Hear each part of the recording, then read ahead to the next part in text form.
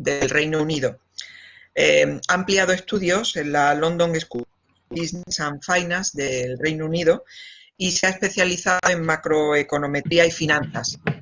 Es profesor en diversas escuelas de negocio, tanto nacionales como internacionales, como es el caso del IEB, adscrito a la Complutense, el Instituto de Bolsas y Mercados, profesor visitante en universidades españolas y también extranjeras. Como profesor del máster en Economía Bancaria, pues ya lleva varias ediciones. Contamos con él por ser un especialista en cuestiones financieras y como analista de mercado, y cabe destacar también su contribución en los medios de comunicación, tanto en la radio como en la prensa económica, en el caso, por ejemplo, del periódico El Economista. Por señalar alguna cuestión más, entre sus publicaciones, igual que lo dije el jueves pasado, quería destacar un libro publicado en 2017, editado por la Fundación de Estudios Financieros en Madrid, titulado Longevidad y cambios en el ahorro y la inversión.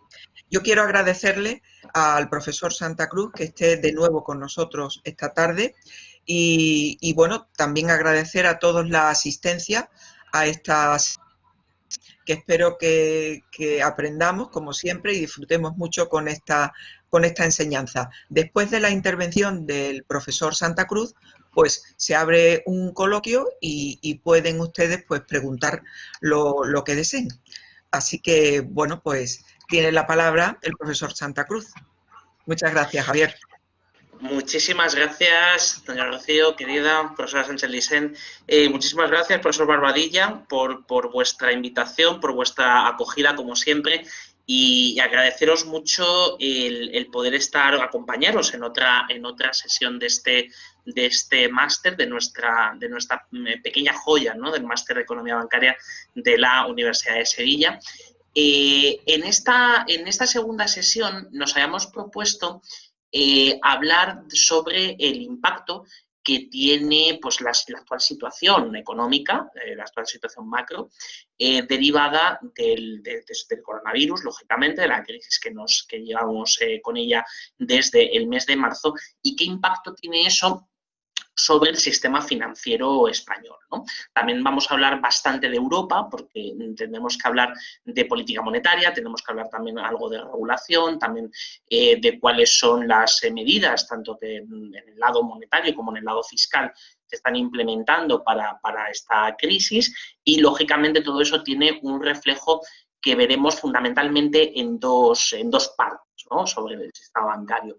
Por un lado, sobre la cuenta de resultados de las entidades financieras y, por otro lado, sobre los balances y, muy especialmente, sobre las carteras de crédito, es decir, sobre la calidad crediticia de los activos y cuál es un poco la perspectiva que tenemos en estos próximos meses. Entonces, voy, si os parece, a compartir la presentación.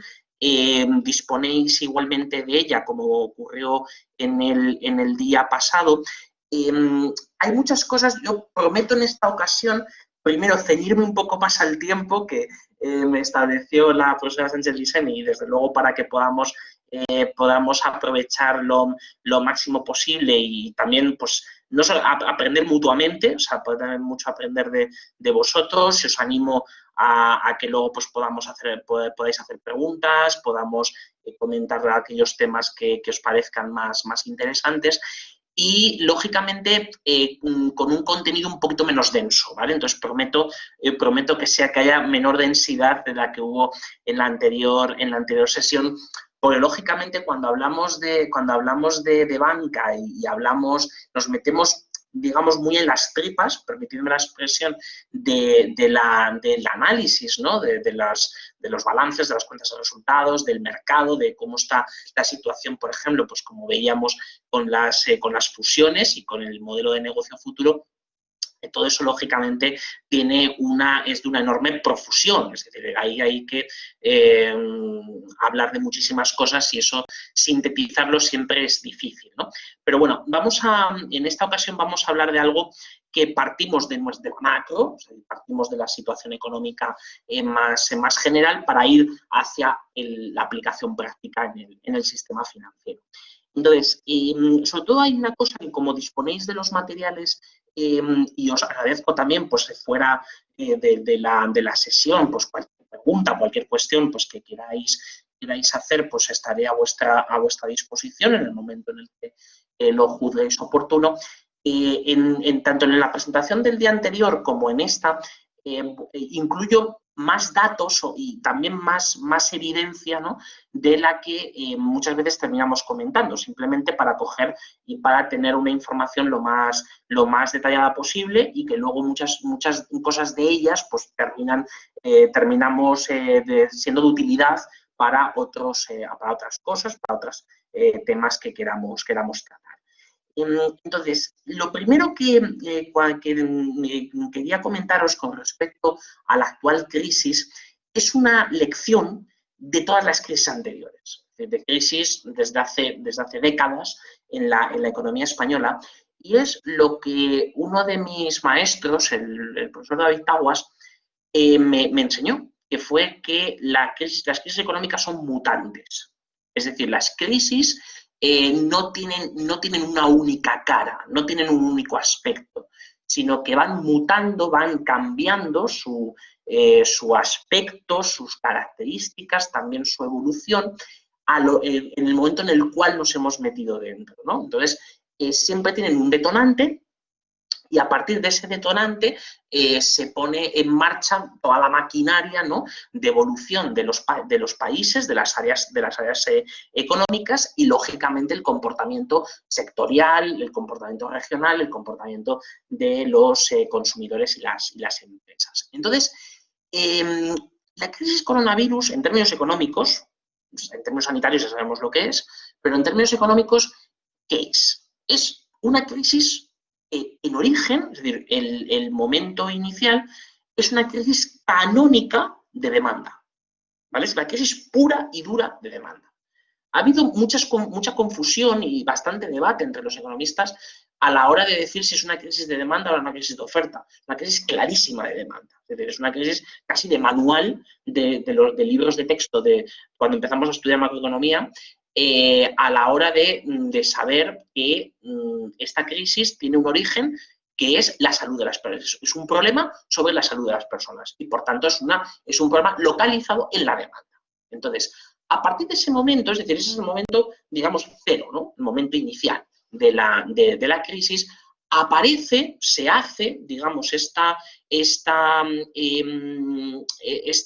crisis ya se hace, digamos, podríamos decir, va ya mutando, ¿no? Ya empiezan las mutaciones. Entonces, la siguiente mutación que tiene, que esto es a partir sobre todo de finales del mes de marzo para las economías europeas y en particular para la economía española, esa crisis, que es una crisis de demanda en origen, se convierte en una crisis de oferta. Es decir, cuando se produce la parálisis de los sectores productivos debido a las medidas que hay que tomar para evitar la cadena de contagios y, por tanto, se decretan los confinamientos domiciliarios, la restricción de la libertad de movimientos, el impedir el intercambio, incluso el salir y entrar, sea de una casa, sea de una región o incluso entre países. Entonces, la crisis de demanda tiene una primera mutación, es que se convierte en una crisis de oferta. Y entonces, en esa crisis de oferta es donde estamos desde finales del mes de marzo. ¿Qué ocurre? Que una de las cosas que es necesario advertir es que se pueden producir más mutaciones. ¿Y qué otras posibles mutaciones se pueden producir? Pues es lo que vamos a ir viendo en los próximos minutos, relacionado con algunos sectores productivos y también relacionado con cómo se va a ir, o sea, con cómo los efectos, mejor dicho, de la crisis sanitaria, cuánto de largos y de intensos van a serlos sobre la crisis económica, ¿no?, sobre la recesión en la que nos encontramos.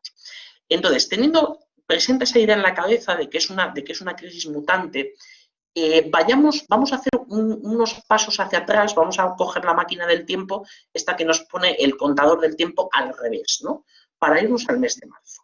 Entonces, en el mes de marzo, cuando empieza todo esto, una de las cosas que todos teníamos en la cabeza era que se trataría de una crisis pasajera, de una crisis que tendría, evidentemente, produciría una fuerte caída entre el primer y el segundo trimestre de este año, pero que posteriormente iría remitiendo y, por tanto, tan rápida iba a ser la caída como sería la recuperación, ¿vale? Entonces, ahí se genera el famoso concepto de la recuperación en V, ¿vale? Y las diferentes figuras que, como pasa en todas las crisis, terminamos viendo de si nos recuperamos en V, nos recuperamos en U, recuperamos en L, por tanto no nos recuperamos, lo que hacemos es quedarnos estancados, y luego cosas que ya luego han ido surgiendo de manera casi, diría, un poco, permitidme la expresión, de casi chusca, ¿no? Por ejemplo, el caso de la recuperación de la V de Nike, ¿no? El símbolo de esta marca. Bueno, ha terminado pasando. Lo que ha pasado es que, igual que todos los países entraron en recesión de manera sincronizada, de manera prácticamente sincrónica, su salida está siendo completamente asincrónica. Es decir,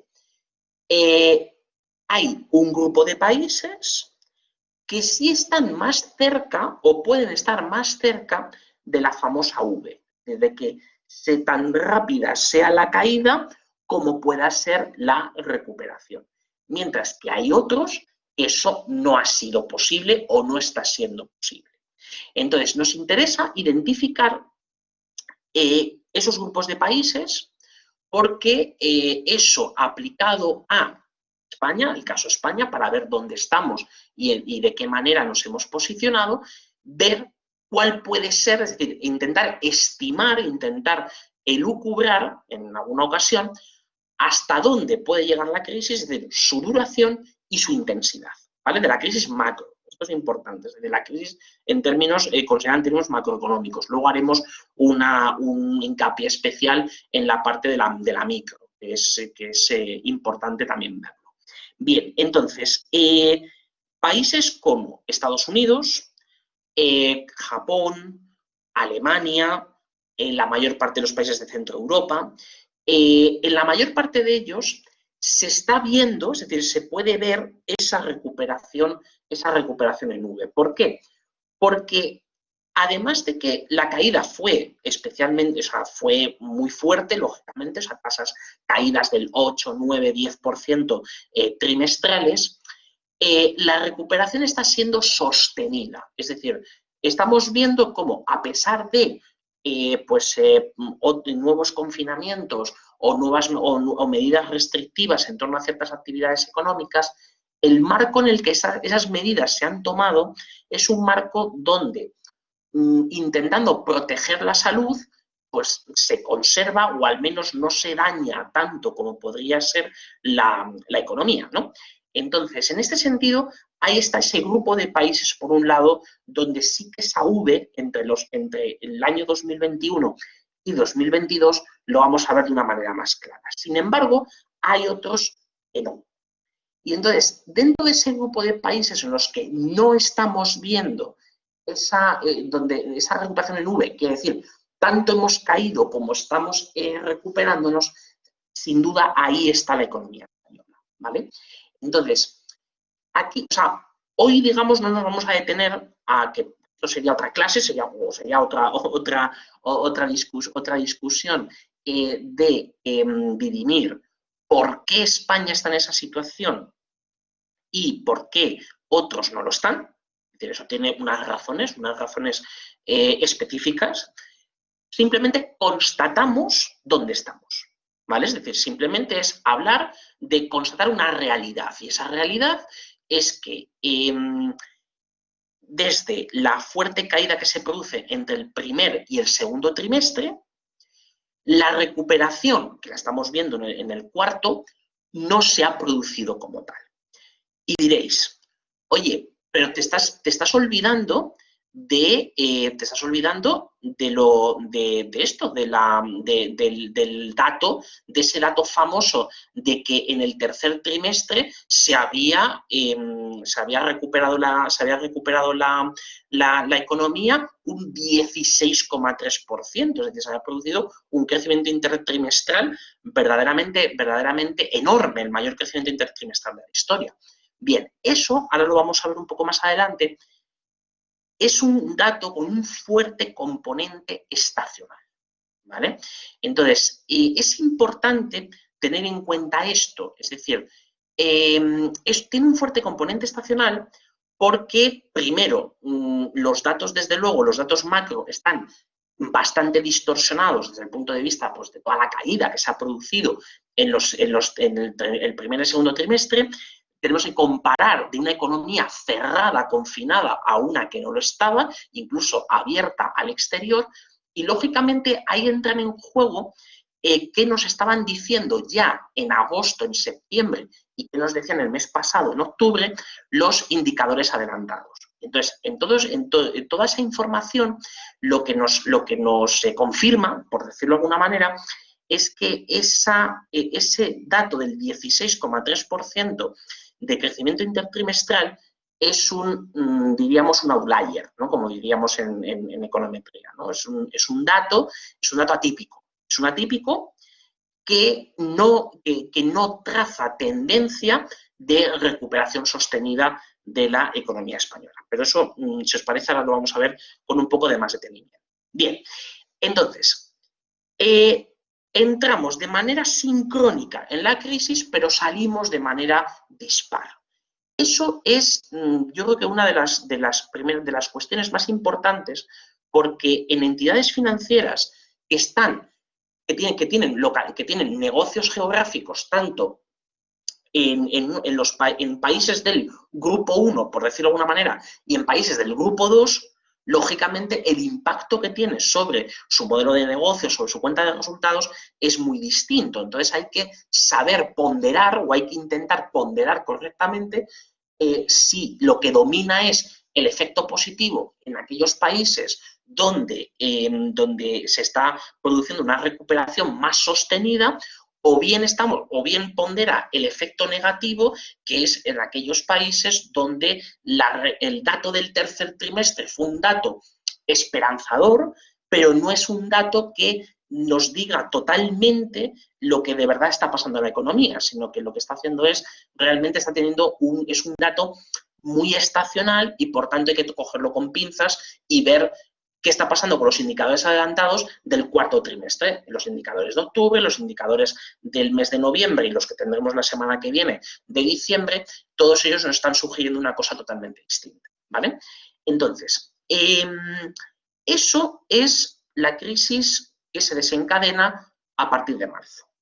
Pero ¿qué ocurre? Que ya antes de marzo tenemos que ser muy conscientes de algo que muchas veces los economistas olvidamos o los analistas se tienden a olvidar, que es cuál era la posición, cuál era la situación en términos cíclicos de las economías europeas, también las economías occidentales en general, antes de que llegara el coronavirus. Y entonces, una de las cosas que nos dice la evidencia, y que además, pues, si rescatáis cualquier artículo, cualquier incluso paper publicado a finales del año pasado, por estas fechas del año pasado, incluso antes, que era lo que decíamos entonces. Decíamos que una recesión, por llamarlo de alguna manera técnica, era inevitable.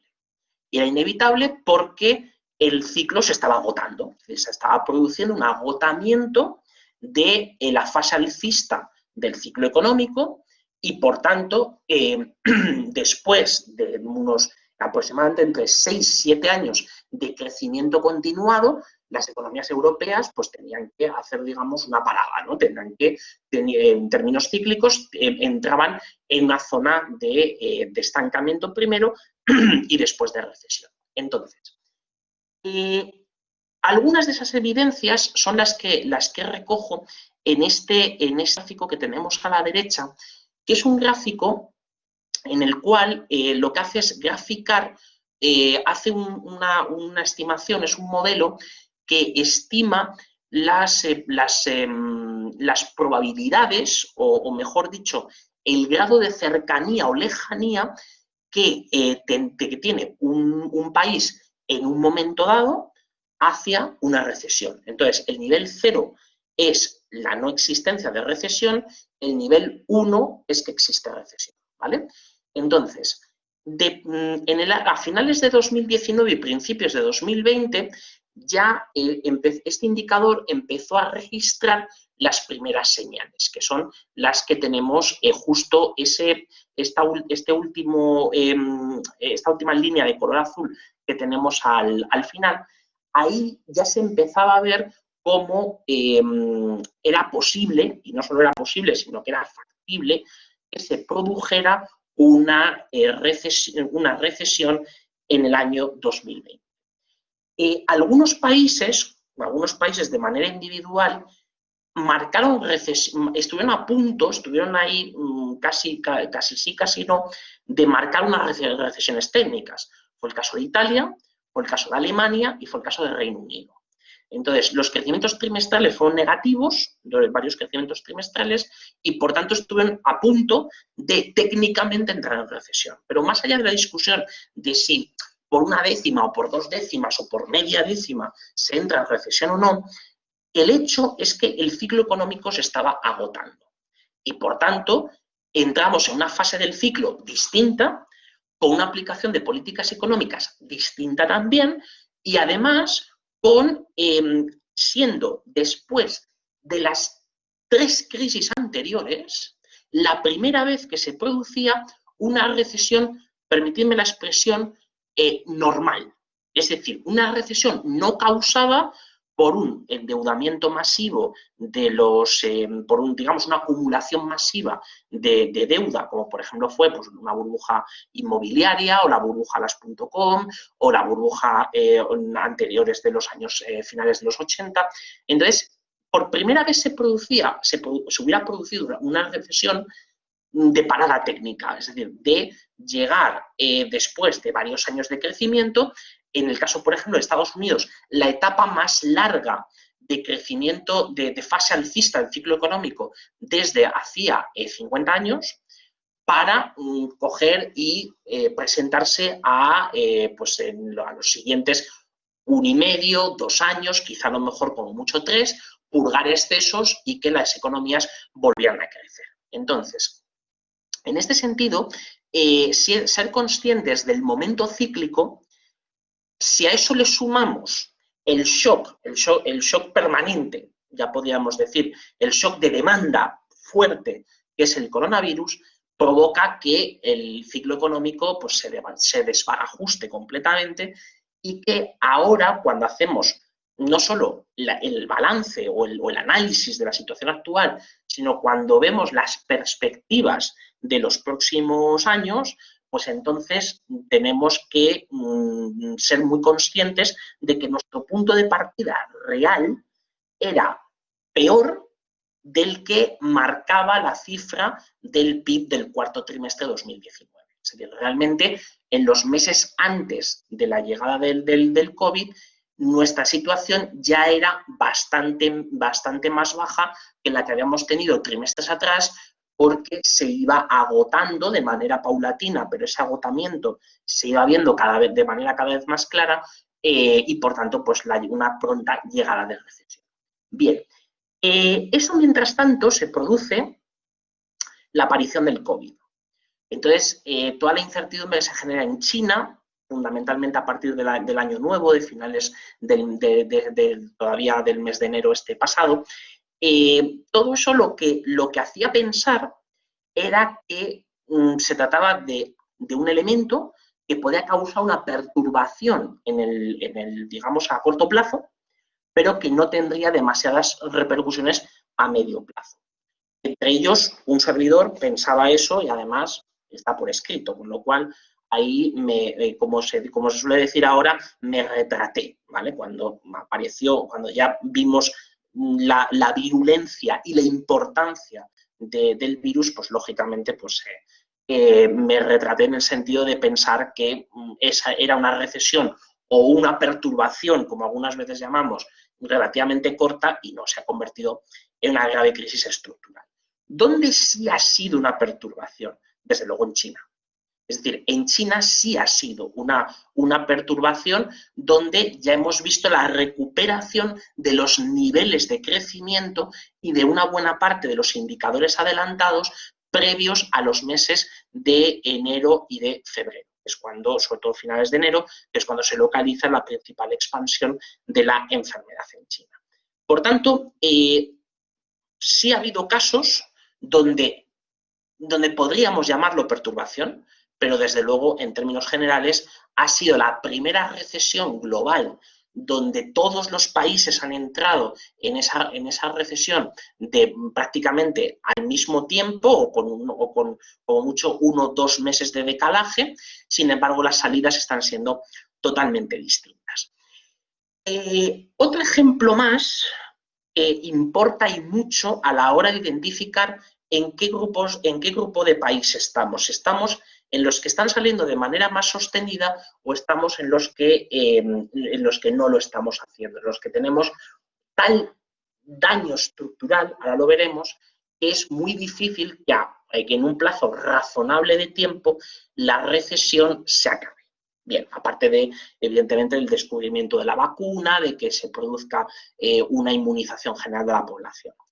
Entonces, ahí surge lo que llamo el falso dilema, pero bueno, esto lo hemos llamado bastantes a lo largo de los meses, el falso dilema entre salud y economía. Y entonces, en aquellos países donde eso se ha planteado y donde se ha pensado, o donde se ha ejecutado la política, sea la política pura y dura, o especialmente las políticas derivadas, la política fiscal, la política monetaria, la política presupuestaria, etcétera, ¿qué es lo que ha terminado ocurriendo? Que ni salvamos las vidas ni salvamos las haciendas, ¿vale? Y como digo, eso tiene sus razones de fondo, en las cuales ahora pues, no nos da tiempo y tampoco es el objetivo de la clase de hoy profundizar en cuáles son esas razones. Si solamente una cosa que se nos tiene que quedar en la cabeza es que España junto con Reino Unido, ¿vale? Bélgica estaría un poco por delante, ahora está algo por detrás en los últimos datos.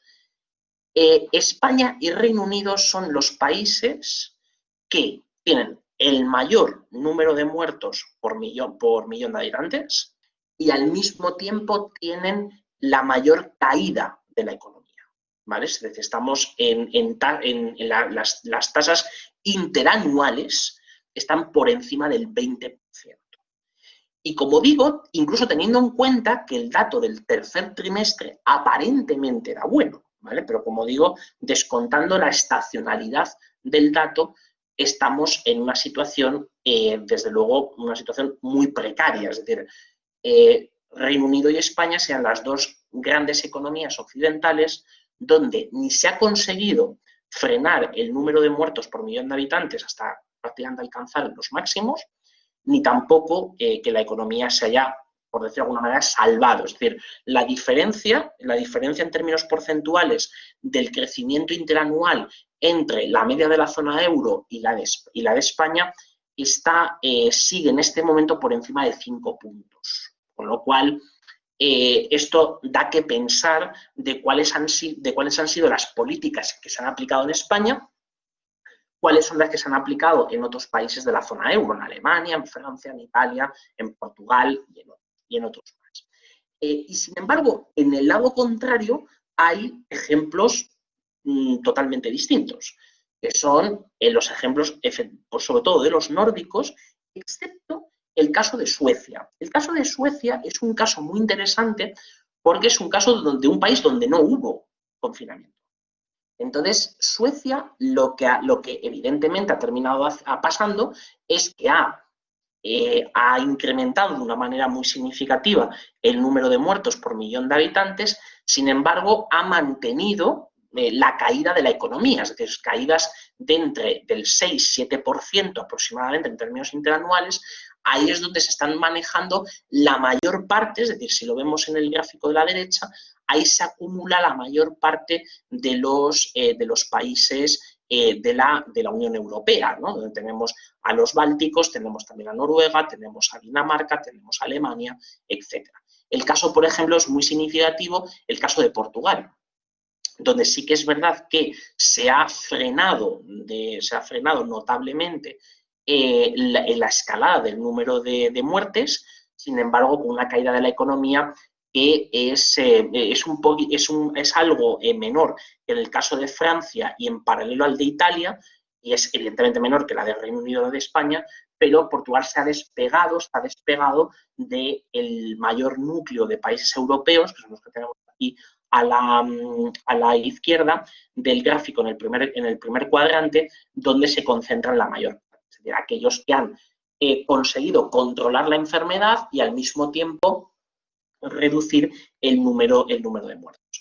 Hasta tal punto, el caso España es un caso bastante significativo, que incluso hay una relación, que esto lo hacía hace unas semanas el Research Oxford Economics, que es el gráfico que tenemos a la izquierda justo abajo, ¿no? Donde vemos que hay una relación directa e inversa, lógicamente, entre el consumo de electricidad y el número de muertos per cápita, ¿vale? Entonces, la caída del consumo de electricidad, que es uno de los indicadores que usamos, normalmente usamos para coyuntura macro, usamos más el consumo de electricidad en industrias, más que en familias, pero en este caso pues sería el de familias. Entonces, nos encontramos que España, junto con Italia, se salen de las bandas de confianza de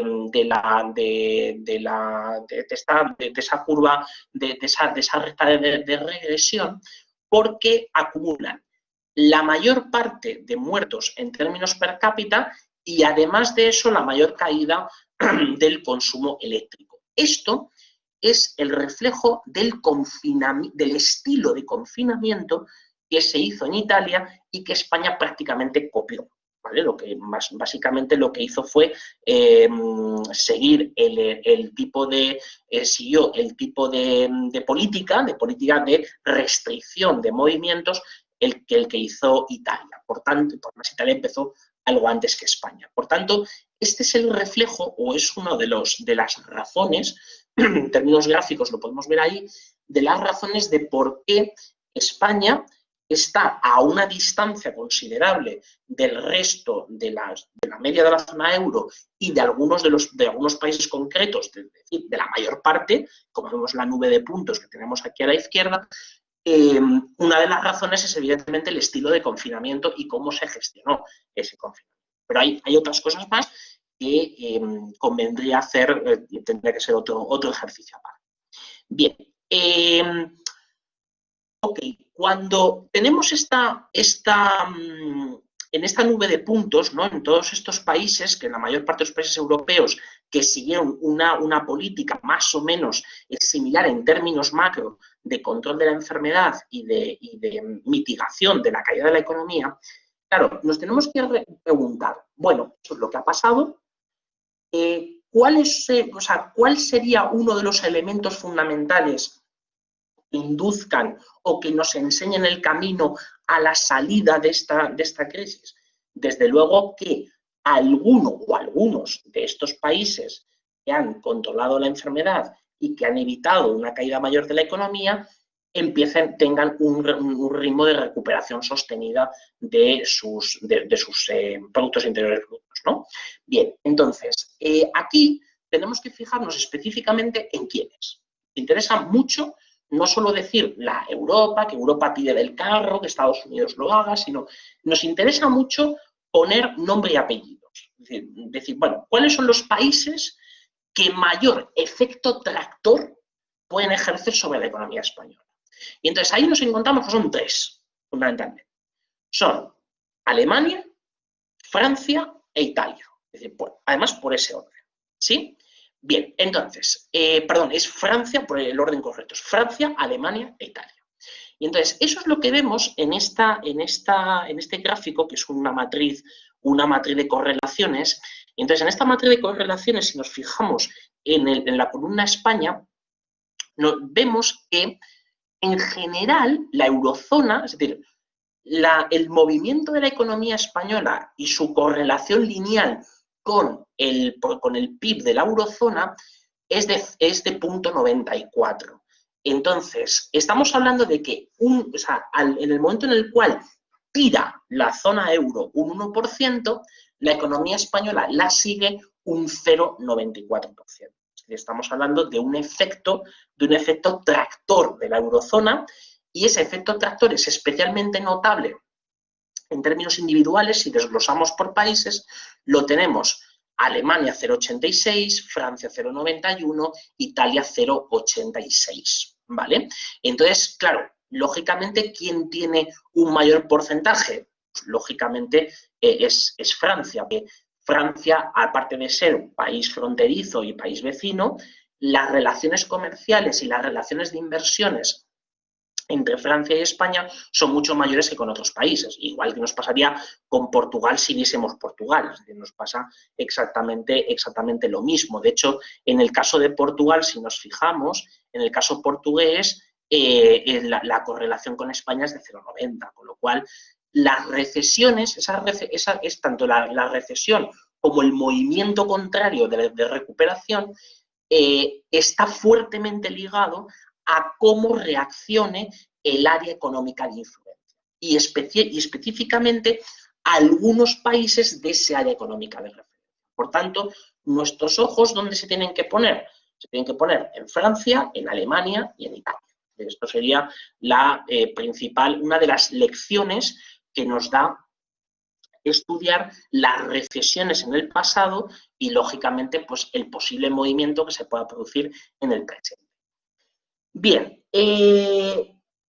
¿por qué? Y aquí vamos bajando. Si os fijáis, hemos hablado mucho del entorno y del entorno macro global, de ahí hemos bajado a Europa. Vamos a hablar de España, vamos a hablar más específicamente de España.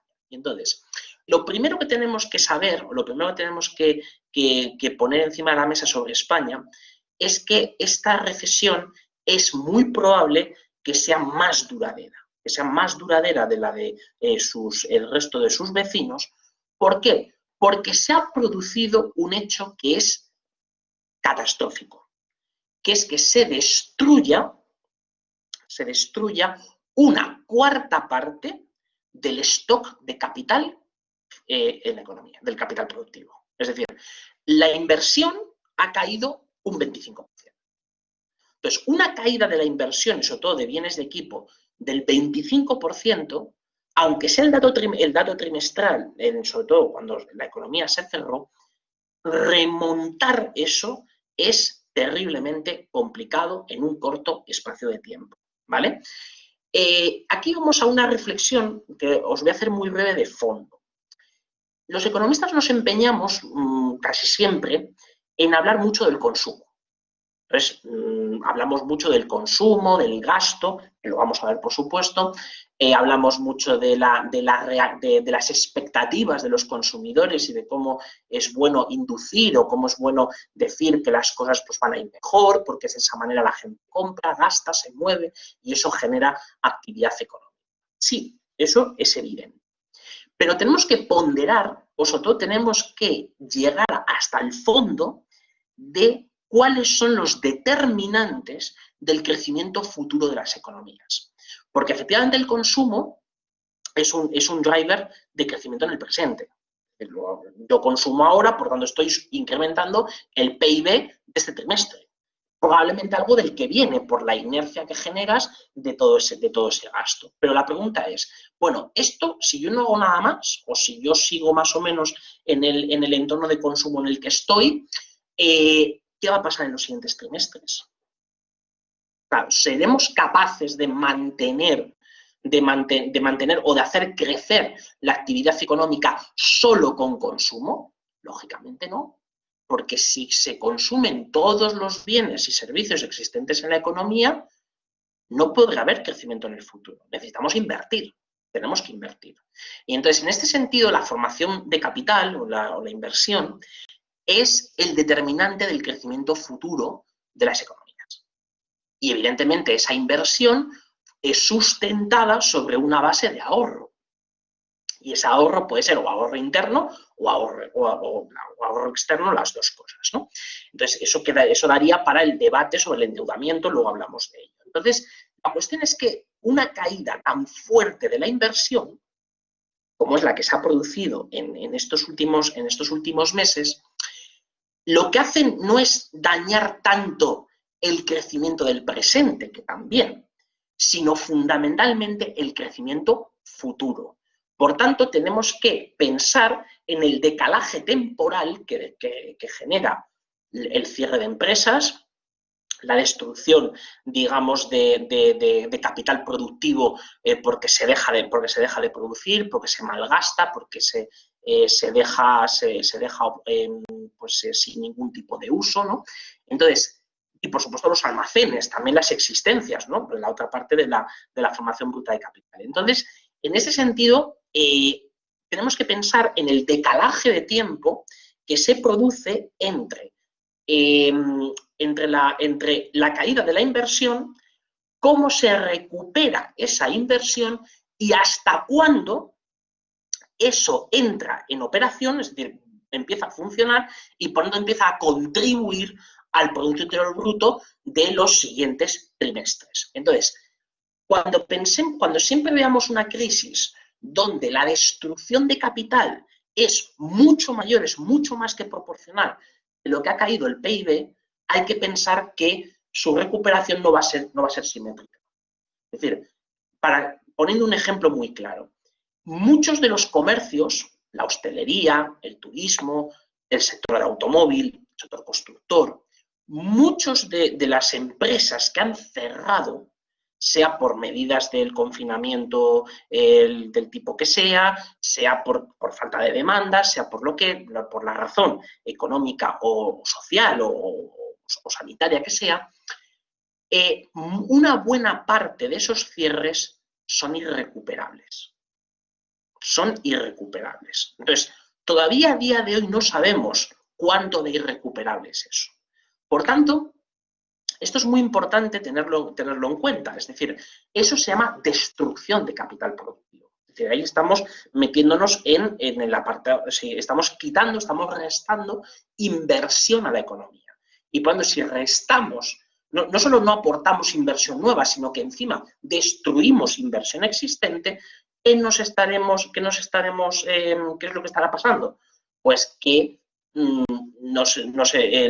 la recesión será más larga, por mucho que el consumo se pueda recuperar antes y se pueda recuperar de una manera más o menos sólida. Las recuperaciones con base sea a consumo privado o sean con base a consumo público tienen el vuelo muy corto, si no están sustentadas sobre una recuperación, sobre una base sólida de inversión y de formación de capital, ¿vale?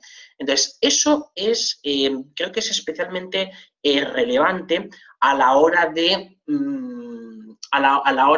tener muy en mente la duración de la crisis, pero también la intensidad que esta va a tener. Entonces, cuando hacemos llamamientos o cuando pensamos que el consumo, que hay que animar o hay que hacer campaña, por decirlo de alguna manera, por el consumo está bien, mejora las cifras presentes, igual le ocurre al consumo público, pero si no está sustentado detrás por una base que sea la de la recuperación de la inversión, aquello no va a ser sólido, va a ser una recuperación frágil, como ya nos pasó en la anterior crisis financiera del 2008-2009, hasta cuando nos acordamos todos de la frase famosa de los brotes verdes. Y entonces, los brotes verdes se produjeron no porque hubiera una recuperación sostenida de la inversión, sino porque era un incremento del consumo.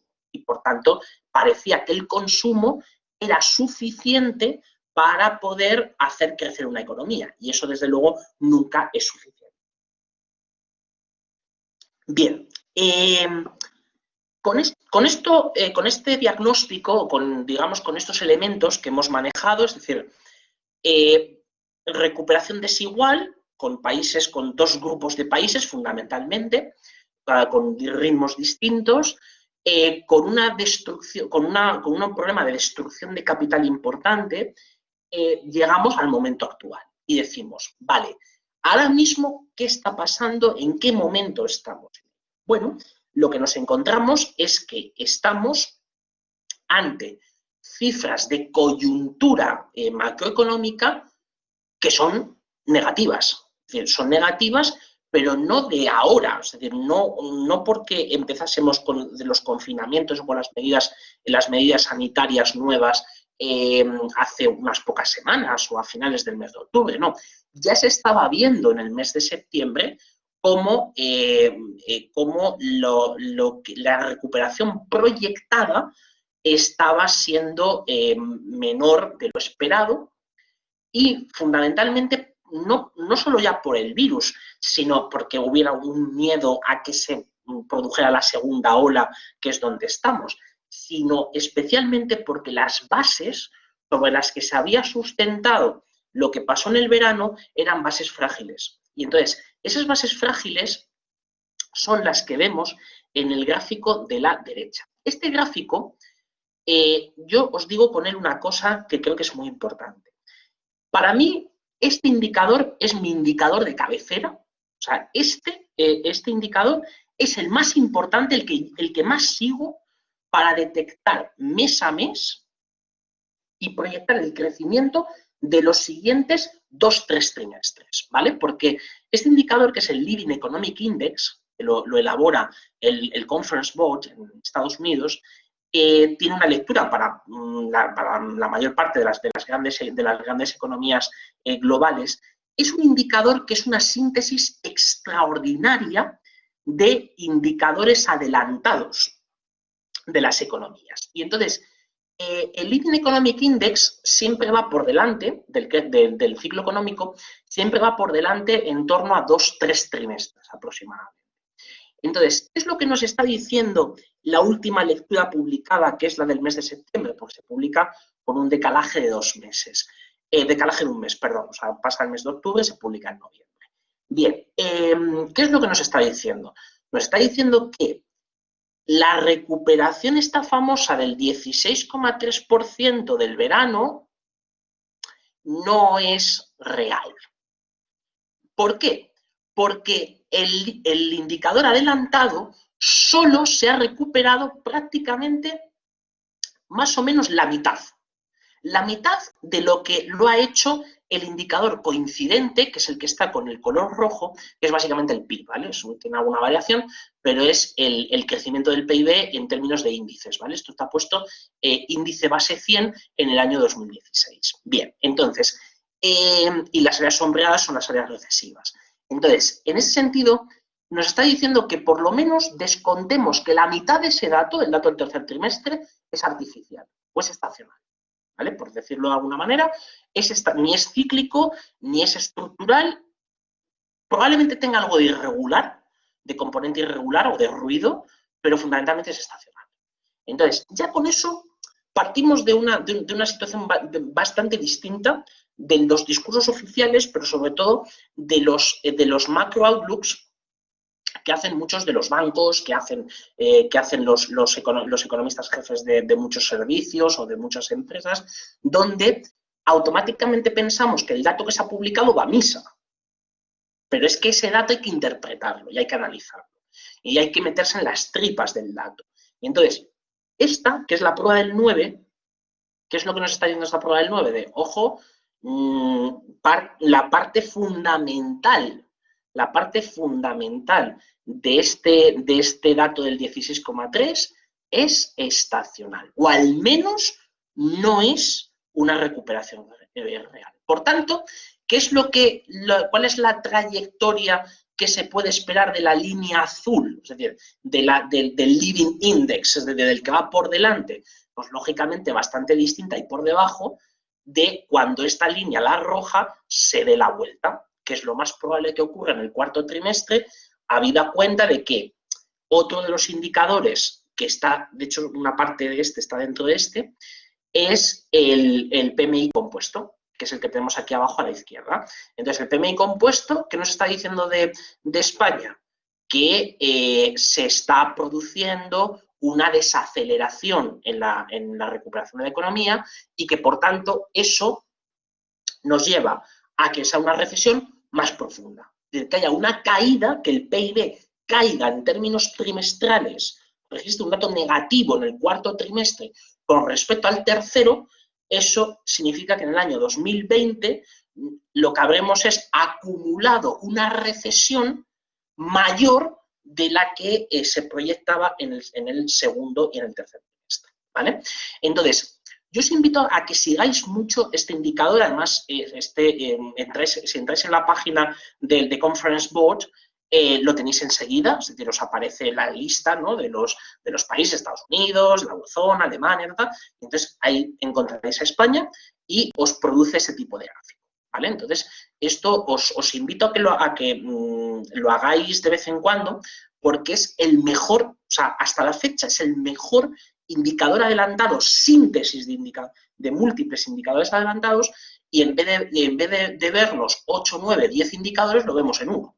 Pero porque previamente hemos hecho, como ha sido en los minutos anteriores, hemos hecho un repaso, por decirlo de alguna manera, lo suficientemente completo de cómo están las cosas en términos de consumo, en términos de inversión, exportaciones. Bien. Como digo, evidentemente, aquí hablamos de inversión, vamos a hablar de consumo. Y entonces, en materia de consumo, para pulsar el termómetro de qué pensamos cada uno de los que estamos aquí ahora mismo, por ejemplo. Una buena fa que se ha generalizado con la pandemia, sobre todo con el confinamiento, que al estar encerraditos en casa, pues teníamos más tiempo para hacer cosas y se nos ocurrían más ideas.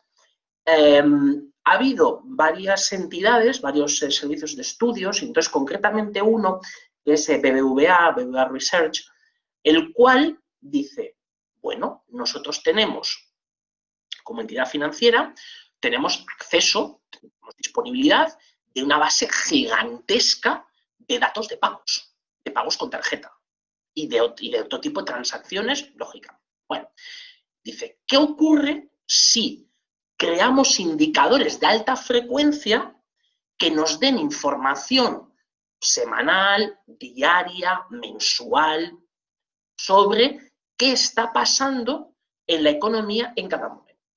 Y entonces aquí es donde surge uno de mis indicadores favoritos, que es el gasto en tarjetas de crédito, en tarjetas en general, tarjetas de crédito, débito, etc. Entonces, este indicador es verdaderamente extraordinario.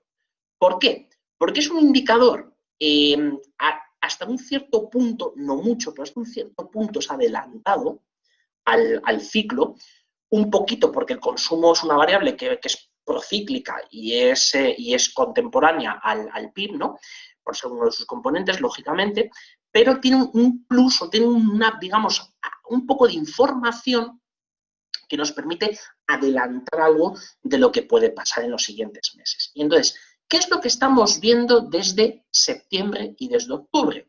Que el gasto en tarjetas de crédito en España está cayendo.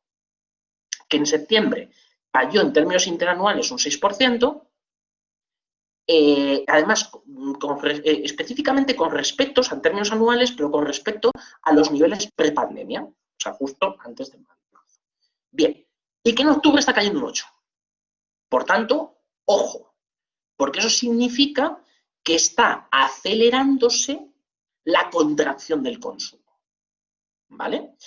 ¿Eso cómo lo vemos en el gráfico? Pues en el gráfico, claro, BBVA Research, que es el gráfico que os estoy mostrando, lo que hace es, lógicamente, pues graficar países donde está presente, donde tiene el negocio.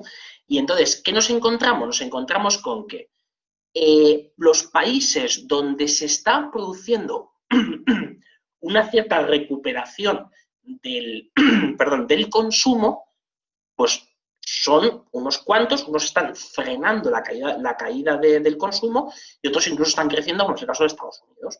Pero ¿qué le pasa, por ejemplo, a Argentina? Argentina se estancó en la caída y sigue cayendo a ritmos del 29-28% con respecto a los niveles prepandemia. En Perú está recuperándose de una manera notable el consumo. En Colombia lo mismo, en México también, en Turquía también. Pero en España no. En España la caída del consumo vía gasto tarjetas es mayor en octubre que en el mes de septiembre. Por tanto, este indicador lo que nos está diciendo es que por el lado del consumo, por aquí unimos no solo el acto en sí de compra, sino la forma de pagos también tiene su interés o tiene su intríngulis, porque lo que también nos dice o nos da, pues, da cierta información de cuáles son las expectativas que tiene este consumidor. Por tanto, esto, igual que la inversión, ¿qué nos dice? Nos dice que estamos ante una recesión que puede ser más profunda y que además elementos amortiguadores en el presente, como podría ser una cierta recuperación del consumo, no están funcionando, el consumo privado no están funcionando. Con lo cual tenemos que ver cuáles son otros posibles mecanismos, digamos, colchón. Entonces, ahí uno de ellos, lógicamente, sería el del consumo público, cómo está evolucionando el gasto público, y ahí lo tenemos en el proyecto que se está debatiendo de presupuestos generales del Estado. Bien, por tanto, en esa situación estamos. Y en esa situación estamos, pero partiendo de unos niveles iniciales, o una situación inicial, que en algunos puntos no era precisamente buena. Entonces, ¿en qué cosas España mostraba una debilidad inicial a la crisis COVID? Una de ellas es el nivel de endeudamiento, especialmente el endeudamiento público, ¿vale? Esa es una muy importante. Asociada a ella es el fracaso en el ajuste fiscal. El ajuste presupuestario del déficit público no se consiguió de manera exitosa. Es decir, España tendría que haber generado al menos un superávit primario, es decir, descontando los intereses de la deuda, bastante antes del año 2020. Sin embargo, hemos tolerado, o sea, se ha tolerado como país, y la Comisión Europea lo ha tolerado bajo las reglas del déficit excesivo, déficits públicos permanentemente altos, como le pasa a Italia y como le pasa a Francia. ¿Qué ocurre? Que nosotros no somos ni Francia ni Italia. No tenemos la misma capacidad de generar recaudación que tiene Francia o que tiene Italia.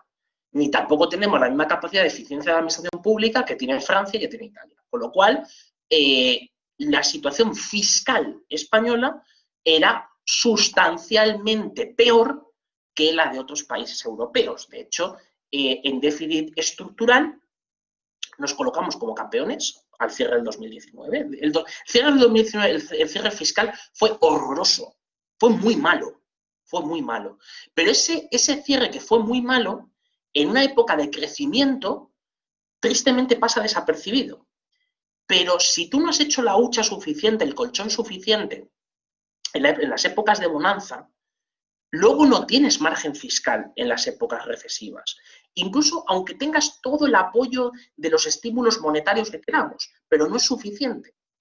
Con lo cual, eso es uno de los elementos que también se partía de una situación peor, o de una situación ya notablemente deteriorada justo antes del COVID. Y otra cosa enormemente importante es el desempleo. Es decir, las tasas de desempleo se habían reducido de manera significativa, en el entorno de una tasa de paro del 12% sobre población activa. Sin embargo, otros países estaban bastante por debajo del 10%. Es decir, España nunca llegó a recuperar los niveles los bajos niveles de desempleo, el nivel más bajo de desempleo que tuvo antes de la crisis del 2007. Y en los niveles de ocupación, el famoso objetivo de los 20 millones de ocupados, lógicamente se podía conseguir, pero con un cómputo, la suma de horas trabajadas, mucho más bajo de lo que fue en la anterior crisis. Por tanto, esto es la incubadora, por decirlo de alguna manera, del riesgo de la siguiente mutación. La siguiente mutación, al menos hay una, que es la de la micro. Y entonces ahora aquí es donde desembarcamos en cuáles son los efectos sobre el sistema bancario y cuáles son los efectos sobre la banca española. ¿Por qué? Porque todo este dibujo macro, ¿cuál es su aterrizaje? Por dos vías. Una, la vía del desempleo y de la capacidad adquisitiva de los clientes, ¿no? de los ciudadanos. Y en segundo lugar, la salud de las empresas. Entonces, vamos a empezar a ver la cuestión del empleo. O mejor dicho, del desempleo, digamos, en diferentes tiempos. ¿Por qué digo esto? Porque una de las medidas que se tomaron, que fue extraordinariamente acertada al principio de la crisis, en el manejo inicial, desde días 10, 12 de marzo hasta el día 30, es decir, durante esas semanas, se tomaron una serie de medidas que fueron especialmente importantes y que fueron muy positivas. Y que básicamente lo que hacían era seguir la estela de otros países europeos, que fue la generalización de los ERTEs, o sea, como mecanismo de regular temporalmente el empleo, retener, de hecho, en inglés, en Reino Unido, la expresión del ERTE se llama Job Retention. O sea, entonces es realmente un mecanismo de retención del empleo, ¿no?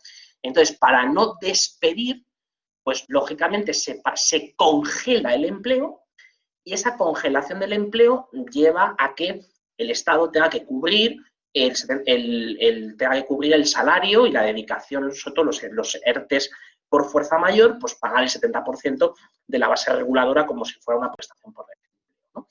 Pero mientras tanto, esa persona no perdía el empleo, la empresa dejaba de pagar las cotizaciones a la seguridad social y por lo tanto se reducían los costes, se preservaba el colchón de liquidez de las empresas y los trabajadores tenían una merma en su salario, pero lo seguían manteniendo.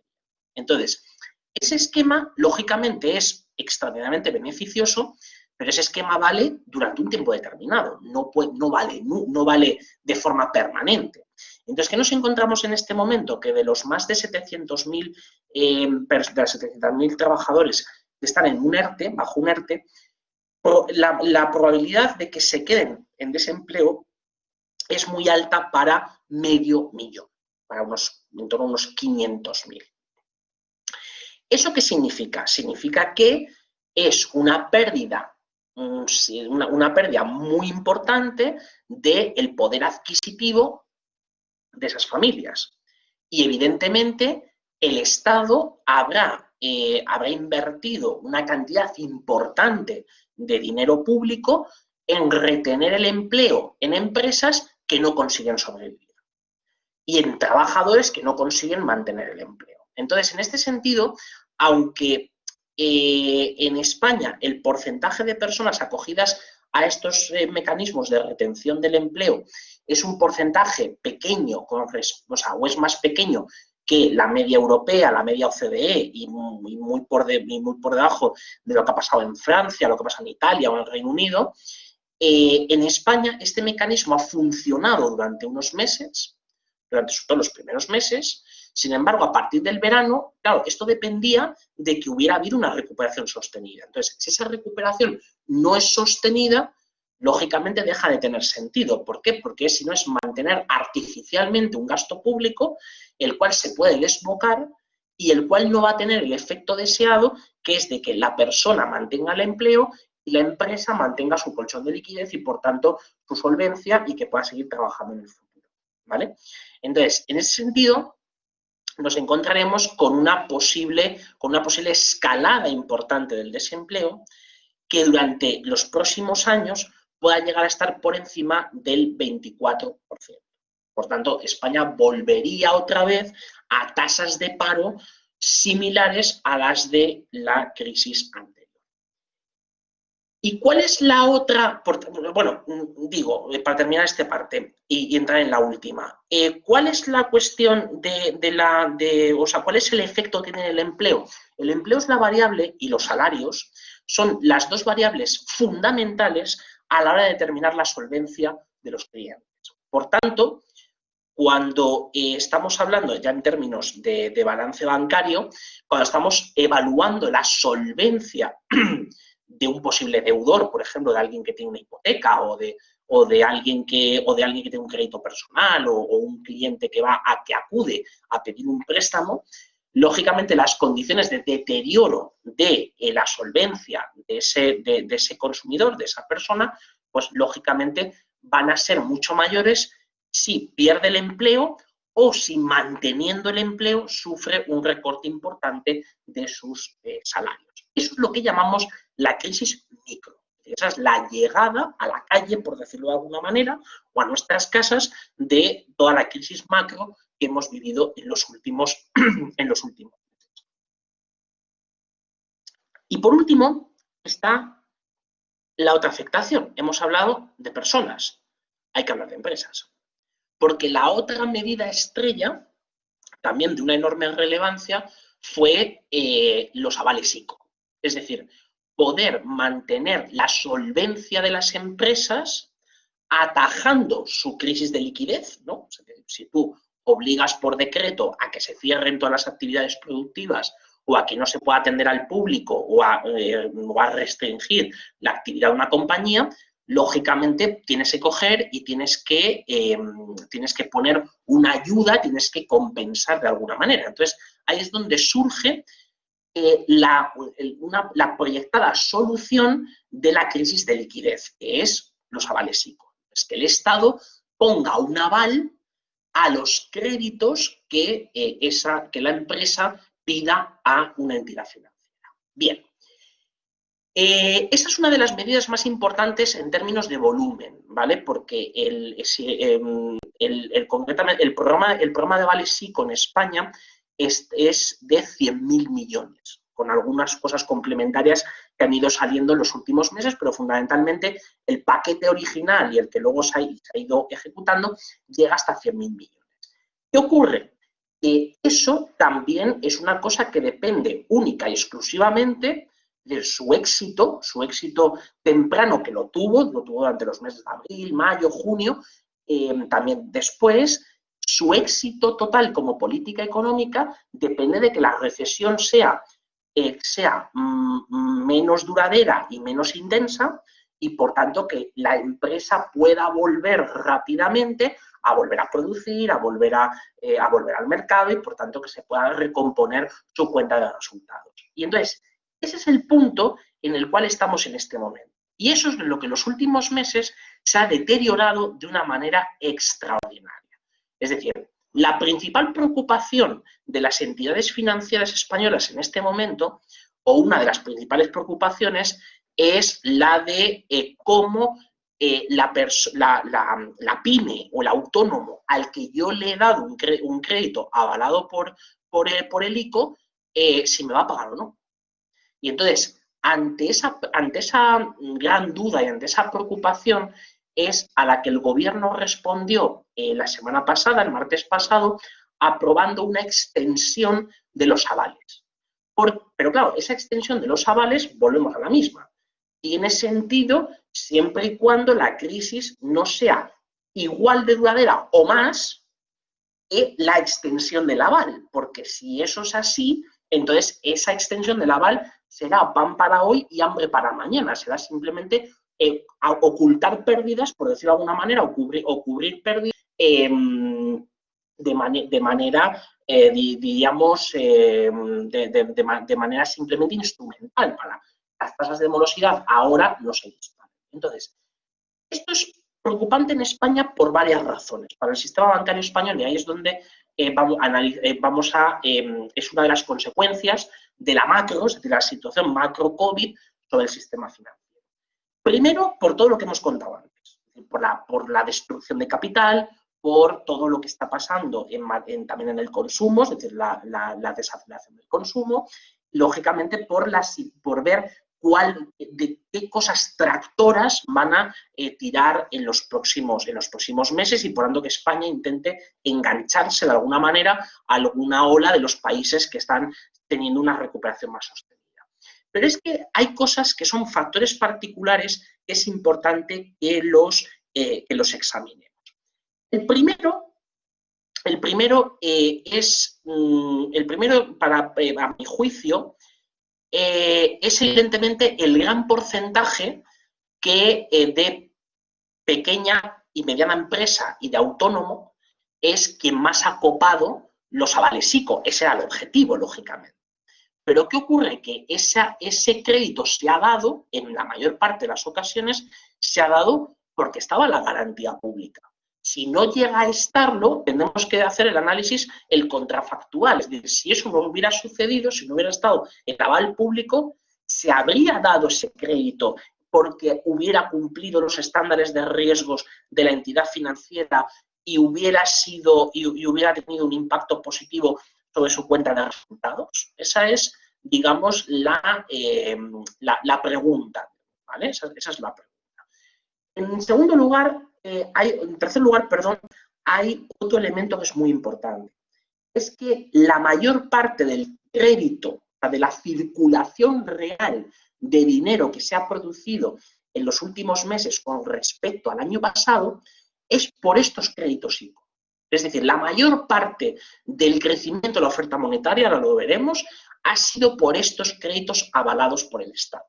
Y entonces, en este sentido, la nueva financiación, en términos de nueva financiación, en España y también en Francia, la mayor parte del dinero que se ha movido ha sido por estos créditos avalados por el sector público. Eso lo que hace, simplemente si lo pensamos brevemente, lo que estamos haciendo es concentrar riesgo, evidentemente, en esos nuevos préstamos. Si tú das muchos préstamos que antes no dabas y los das de forma masiva o de forma rápida en un momento dado del tiempo, pues lógicamente tú estás implícitamente rebajando tus estándares de riesgo. Estás considerando otras cosas y levantas un poco la mano en torno a si ese crédito lo hubieras dado en otras circunstancias o no lo hubieras dado. Pero, sin duda, el elemento más importante es este que tenemos aquí en este gráfico a la derecha. La mayor parte de los créditos ICO concedidos tienen un plazo de maduración superior a un año. Son créditos a largo plazo. Es un problema. Es un problema porque estamos generando créditos con un riesgo, como decimos, macroeconómico, todo eso convertido a riesgo de crédito, bastante elevado, donde además se ha sustituido crédito a corto plazo por crédito a largo plazo. Con lo cual, esto es un escenario cuanto menos complejo, ¿vale? No vamos a entrar en si es positivo o negativo, sino que es cuanto menos complejo, porque esto simplemente cuando uno hace la cuenta, ¿qué es lo que está diciendo? Pues que está aumentando el riesgo de crédito, está aumentando la probabilidad de que haya defaults en esa cartera y que haya pues morosidad en algunos de esos créditos. Es algo bastante similar a lo que ha pasado en Italia, donde otra vez en ese caso estamos viendo la conexión entre España e Italia, es decir, de cómo son las dos caras de la misma moneda, en tanto cuando se entró en la crisis, conforme se ha ido desarrollando y también ahora en estos últimos meses. Aquí hemos llegado a la cuestión de fondo, que es cómo el principal riesgo que tenemos encima, el principal impacto y riesgo que tenemos encima de la mesa es el impago de estos créditos, porque aunque pues, decidíamos, hombre, están avalados por el Estado, entonces lo que hay que hacer es ejecutar ese aval. Sí, lo que pasa es que ese aval tiene, y alguno de vosotros probablemente haya tenido experiencia en ello, los que trabajáis en entidad financiera, tiene unos plazos. Y también tiene una forma de contabilizarse muy, muy concreta, con lo cual no siempre se puede coger y se puede alegremente decir, no pasa nada por dar un crédito ICO, si básicamente luego pues, el Estado, eso, si la persona no paga, si el empresario o el autónomo no paga, el Estado lo va a cubrir. Entonces, eso es enormemente relevante porque es lo que introduce primero una exigencia de provisiones y evidentemente una política crediticia. De hecho, en el momento en el cual se empezaron a bajar, digamos, toda la gran ola de préstamos ICO, el crédito volvió a caer, el nuevo crédito volvió a disminuir en términos trimestrales. Entonces, hay un gran riesgo de quiebras en las empresas, especialmente en las pequeñas y medianas empresas.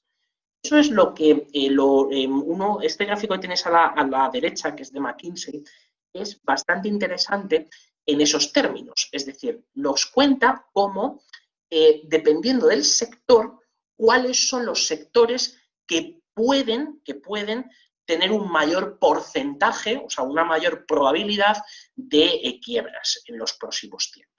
Y entonces ahí nos encontramos con que, evidentemente, los sectores esenciales, también los ligados a la administración pública, telecomunicaciones, energía, servicios financieros, servicios públicos, alimentación, etcétera, tienen un menor riesgo. Sin embargo, hay una zona de un elevado riesgo, que es lo que nos encontramos en la esquina superior derecha, un enorme riesgo de aparición de quiebras, de defaults masivos, como es el caso del sector turístico, especialmente el sector sector hotelero, todo el relacionado con el transporte de viajeros, el ocio y el canal HoReCa. Es decir, este es importante. Es importante porque si ha habido un castigado de esta crisis es sin duda la hostelería. Por tanto, este es uno de los típicos gráficos que hay que tenerlos en la cabeza para empezar para medir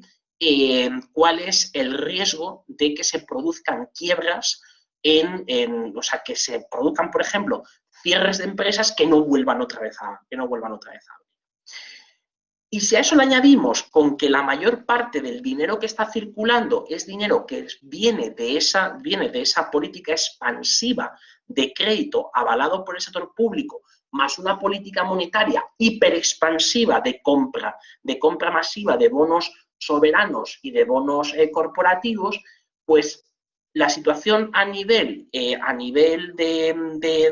política monetaria se vuelve muy compleja. Es decir, tenemos que ver hasta qué punto todo el crecimiento del crédito, que es por tanto movilizar ya en la economía real la M3 o sea, la base monetaria y luego los diferentes agregados monetarios, como eso, al ponerlo en la economía real, empiezan a surgir riesgos que hasta ahora no estaban y uno de ellos es el riesgo inflacionista. Bien, hablando ya, por último, sobre impacto sobre cuentas de resultados, impacto sobre balances y calidad y calidad de la cartera crediticia de los bancos. Bien, en el caso de la cuenta de resultados. En cuenta de resultados es algo que ya vimos en la anterior sesión, como pues evidentemente los márgenes típicos, el margen de intereses, también el margen más comisiones, es decir, todos estos van a tender a contraerse, a seguir contrayéndose, mientras que se va a ir produciendo mayor recorte de costes, que son las integraciones, fusiones y demás, e incremento de las provisiones, lógicamente, pues por todos aquellos, aunque sean créditos que tengan aval público, muchos de ellos no lo tendrán o muchos tendrán de forma parcial o habrá ya una declaración de default por parte del deudor, entonces en este sentido es necesario regulatoriamente provisionar. Visto de otra manera, claro, esto tiene una lectura directa sobre la posición financiera de los bancos, ¿no? Entonces, como decíamos el otro día, teniendo en cuenta que el principal problema es que generamos rentabilidades por debajo, en una buena parte de los bancos, en torno al 40% de los bancos, por debajo del coste de capital, ante una rentabilidad que desciende, como es lo que nos encontramos en este gráfico que es del boletín estadístico del Banco de España, la rentabilidad, el ROE sobre recursos propios, está disminuyendo de una manera significativa. Tendremos que ver cómo evoluciona el coste de capital, porque por el momento el coste de capital aquí lo tenemos más o menos de manera plana, pero este coste de capital puede incrementarse o no. Y este es un ejercicio que os contaré un poco más de él cuando tenga unos resultados empíricos y también teóricos algo más elaborados, porque una de las cosas que estamos estudiando es el impacto que tiene la prohibición de no repartir dividendos sobre el coste de capital de las entidades financieras y, por ende, sobre su valor en bolsa. ¿Vale?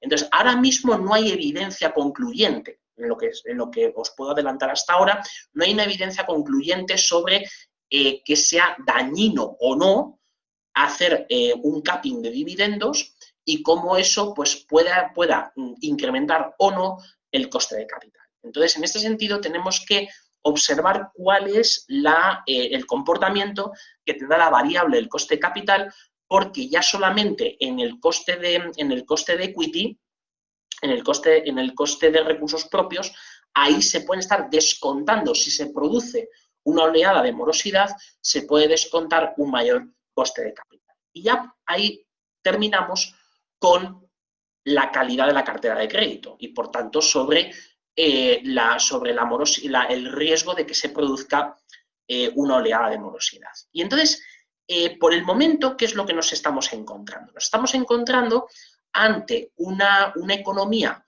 parcialmente congelada, parcialmente, no totalmente, pero una economía parcialmente congelada donde las quiebras empresariales todavía no se han producido, o no se ha producido todavía el grueso que se puede producir en los siguientes meses, habida cuenta de todo lo que hemos comentado antes de situación macroeconómica. Entonces, ahí es donde nos encontramos cuál es la posición de los bancos ante esa posible ola de morosidad. Y entonces, en el caso concreto de la banca española, nos encontramos con que la mayor parte de la exposición a morosidad, de la exposición a ese riesgo, está cubierta. Con lo cual, eso es una buena noticia. Y además, esa buena noticia también la tenemos en una buena parte de las entidades financieras europeas, donde todas las exigencias regulatorias se han convertido o han tenido como consecuencia que estén, pues, digamos, bastante provisionadas todo el riesgo de morosidad. Sin embargo, tenemos que hacer, digamos, un zoom ahí, tenemos que ir un poco más adentro, que es detectar en qué sectores. Detectar cuáles son los sectores vulnerables, aquellos que te pueden quebrar antes, empresas que te puedan quebrar antes que otras. Y entonces, ahí, este es un informe que es la carátula que os he puesto aquí, justo, un informe, uno de los últimos, también del research de ING, muy interesante, donde lo que vemos es que de todo el total de crédito, ¿vale? De todo el total de crédito, de la cartera de crédito de los bancos, en el caso de España tenemos una exposición bastante notable a, concretamente, dos sectores. Por un lado, al sector industrial, manufacturing, ahí lo tenemos con el color morado, pero también al sector de la distribución. Esto es la distribución entra de todo, minorista, o sea, tanto mayorista como minorista, y aquí estamos hablando de una de las principales víctimas de esta crisis, que son las tiendas, que es el comercio. Entonces, el comercio representa un porcentaje bastante relevante de la cartera de crédito existente y, por tanto, ese es uno de los riesgos que están localizados ahí para examinar, ¿vale?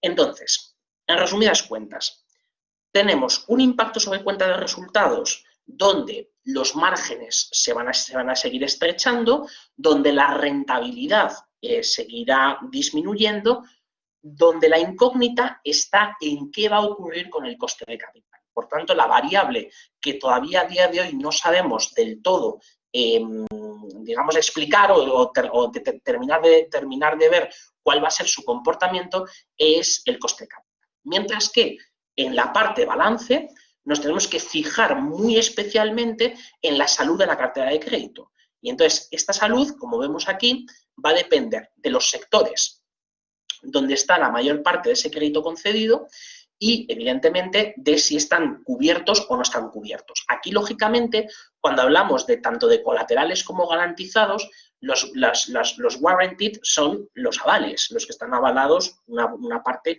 sustancial son avalados por el sector público. Entonces, los avales ICO, en ese sentido, tenemos que pensar de que no es una cobertura total del riesgo, sino que es una cobertura donde hay desfases temporales, donde evidentemente el Estado también va a apretar a ello, porque anotarse, por ejemplo, la pérdida total de un crédito ICO es bastante costoso para las cuentas públicas.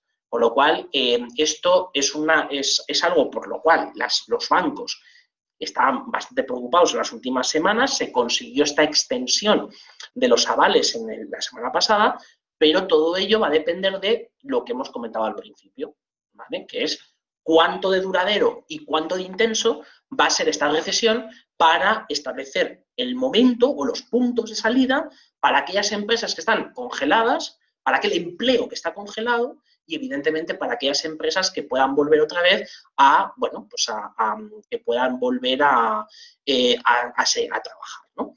Bien, pues yo por mi parte esto es hasta aquí lo que os quería contar. Creo que me he ceñido un poquito más, aunque sea un poquito solo, al tiempo que tenía y, desde luego, pues a vuestra disposición para cualquier pregunta, cualquier cuestión que queráis comentar. Un placer, mil gracias. Bueno, pues